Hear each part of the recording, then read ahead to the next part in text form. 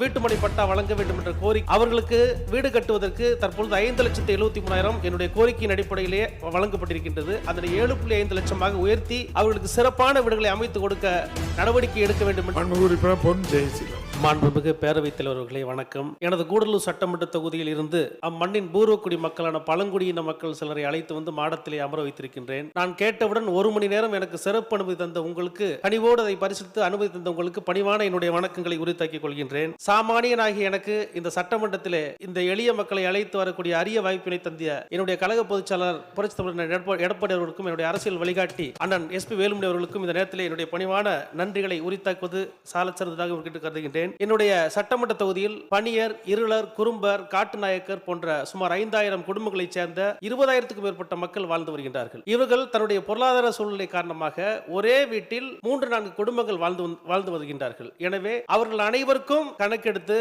வீட்டுமனை பட்டா வழங்க வேண்டும் என்ற கோரிக்கையினை இந்த தருணத்திலே பணிவோடு கேட்டுக்கொள்வதோடு, அவர்களுக்கு வீடு கட்டுவதற்கு தற்பொழுது 5,73,000 என்னுடைய கோரிக்கையின் அடிப்படையிலேயே வழங்கப்பட்டிருக்கின்றது. அதனை 7.5 லட்சமாக உயர்த்தி அவர்களுக்கு சிறப்பான வீடுகளை அமைத்து கொடுக்க நடவடிக்கை எடுக்க வேண்டும் என்று தாங்கள் வாயிலாக அரசை பணிவோடு கேட்டுக்கொள்கின்றேன். மாண்புமிகு அமைச்சர் அவர்கள். மாண்புமிகு பேரவைத்தலைவர்களே, மாண்பு உறுப்பினர் சொல்லியது போல பழங்குடி மக்கள் வாழ்கிற ஒரே இடத்துக்கு ஒரே வீட்டில் 2 குடும்பங்கள் 3 குடும்பங்கள் இருப்பதாக சொல்கிறார்கள். அந்த பகுதியில் அரசாங்கத்தினுடைய புறம்போக்கு இருக்கும் என்று சொன்னால் அவர்களுக்கு நாம் அந்த இடத்தை வீட்டுமனையை வழங்குவதற்கு வேண்டிய அந்த பணியை அரசாங்கம் செய்யும்.